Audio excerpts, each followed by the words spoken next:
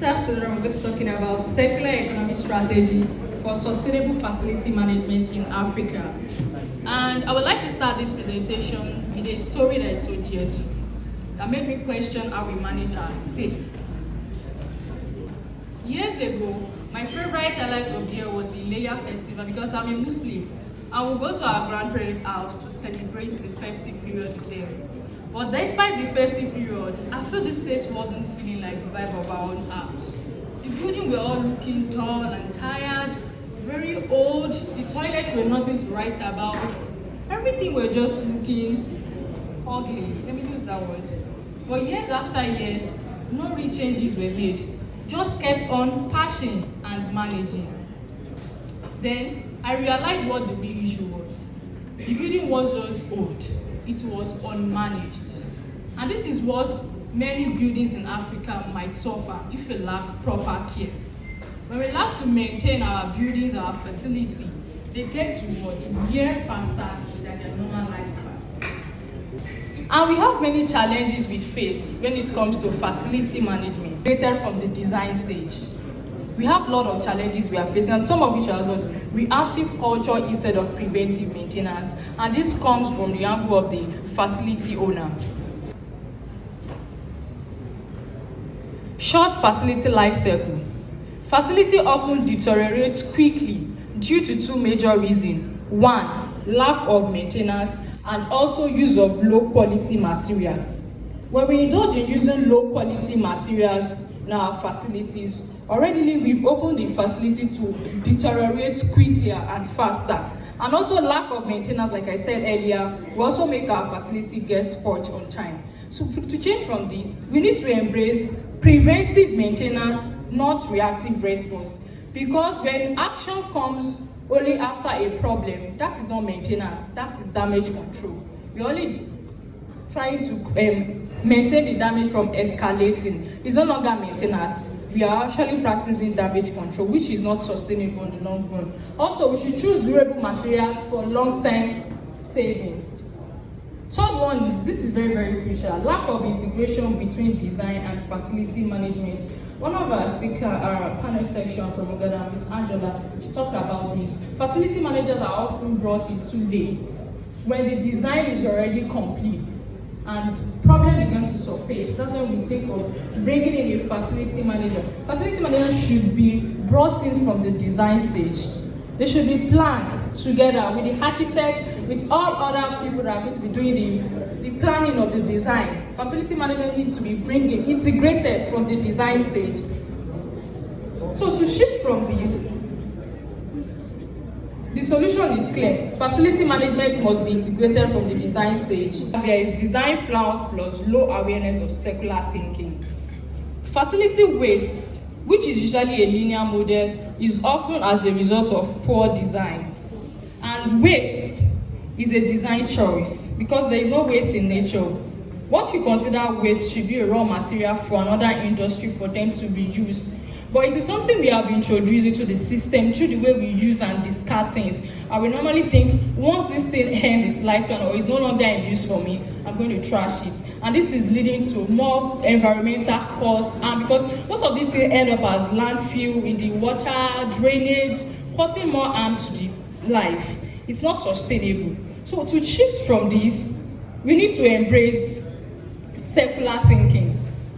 We need to embrace circular thinking because every component, you can always reuse it. Even if it's not working for you, it should be a raw material for other industry. They can make use of it.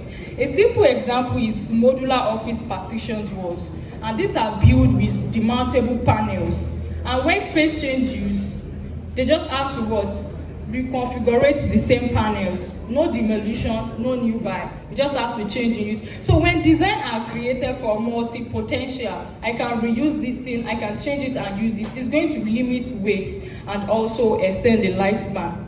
Another example is water dripping from air conditioners. Mostly, we often consider this thing as waste, and it's something we can actually reuse. In large facilities, this water can be collected and used to flush toilets, water gardens, etc., thereby reducing the cost of electricity and water. We also have more examples like that. More so, some of facility managers are not trained to think circular. So they miss the opportunity to reuse resources, reduce waste, and save operational costs. By embracing circular economy strategies, we can move from use and dump to reuse and regenerating, transforming how our facility operates and perform. From problem to possibility. Why circular economy?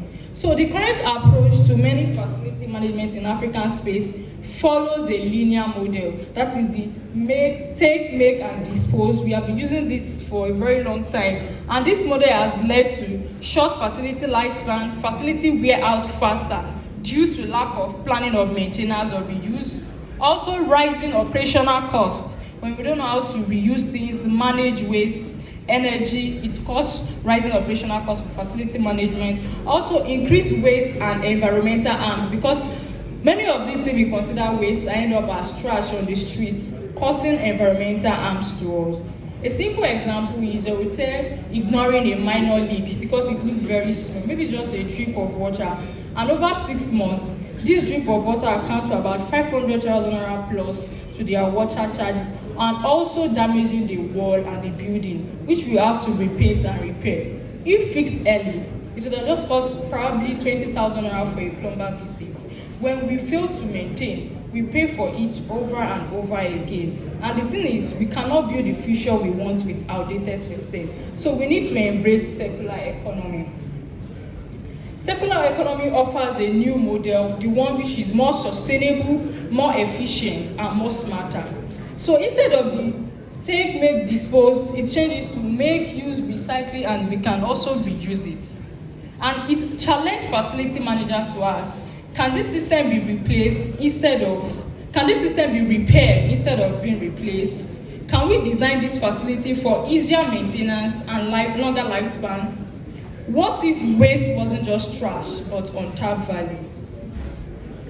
So by embracing circular economy, it allows facility management to think circular, to act circular, and reduce waste, reduce operational costs. So what are the real-life case study of circular economy in practice? So I'm going to be using Kigali, Rwanda. Before, Kigali, like many other African cities, suffer waste. They have challenges with waste. Plastic bag everywhere, dirty streets, and poor maintenance of building and public space. So they integrated circular thinking, and Rwanda have to ban single-use plastic. They created clean zone. They train people to reuse and maintain what they already have instead of wasting it. Enforce routine maintenance, introduce waste separation, train local FM teams and cleaner in each district, turning everyday people into responsible steward of infrastructure, and also promoted reuse in their public sectors like school, public buildings, etc. And what changed? Kigali became one of the cleanest cities in Africa. Public toilets, drainage system, and parks are constantly functional and in good use.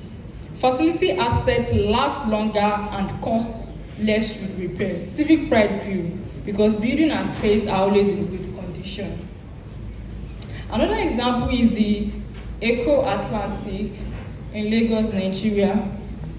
Before, Bar Beach suffered from severe erosion, and Lagos faced reactive infrastructure, flooding, and poor building maintenance. We know that flood is something that it's not good. It reduces the lifespan, it damages houses, even roads.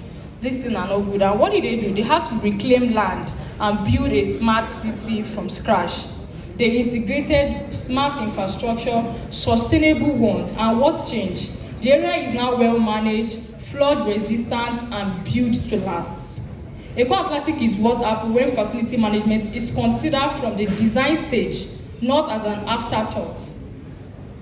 So what are the benefits of circular economy to facility management? Awareness and so on. We also have long-term impacts. Long-term impacts of buildings stay valuable and functional for long, significant waste and environmental reduction, lower energy consumption, cultural shift towards sustainability, reposition and compliance advantage, aligning with ESG sustainability. So how do we implement this circular thinking? Because circular thinking is more like a paradigm shift. We are too used to this linear economy, the use and dump. So we need to instill this in us. It starts from the mindset. The shift starts from the mindset. We need to act. And it has a 3-level implementation. We have the government, we have the industry, and we have the individual. The government is the national level implementation, and what are the role of the government in implementing this? They should enforce green building codes and circular designs regulation, offer incentive, e.g. tax relief grants for people who practice sustainable buildings and practice circular economy. These young ones, as they're growing, they know that, okay, this is now the new way, this is the new model. So it's more easy to penetrate from there. So government should fund this initiative for students and let them think circular, start from now. So now let's move to the sectorial implementation, which is the industry. What can industry do? They should design with reuse in mind. Whatever that they are creating into the system, whatever they are bringing into the build system, you should know, okay, even if this material or this facility end its original primary function, we should be able to channel it into another thing. So when they are building, they are designing with reuse in mind. They will build with assembly structures, modular partition, etc. Another thing is architects, and all other people in construction and FMT must collaborate from project starts. Facility management is not an afterthought thing. They shouldn't bring them in when there is a problem. They should be together from the design stage. They should be integrated from the design stage. So the secretary can also do this. Asset lifecycle planning from procurement to repurposing. Train FM teams on circular economy practices. Also use recycled or reclaimed materials. So now let's go to the individual aspects or the facility manager. What can they do? They should conduct a circular audit, even in our home. What is wasting? What can I reuse? What can I repurpose? What has been wasted? When we are doing these audits gradually, we are doing it every day, it becomes part of us, and eventually we get to reduce waste, or we try to start thinking circular. Also introduce preventive maintenance plan. We should have regular scheduled inspection, routine inspection, timely replacement if there is a minor, fixing things very quickly before they escalate or they are beyond repair. Also reuse resources. Example, AC water collection, leftover paint, tiles, and materials. We can reuse all these resources, thereby creating a more circular economy.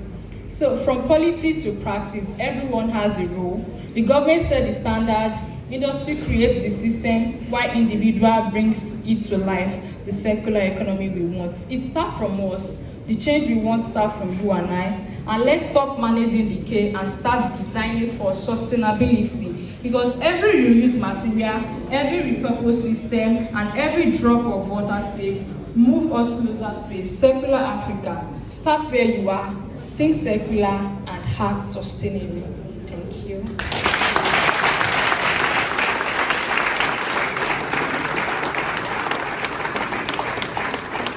Thank you very much. Very brilliant. Brilliant.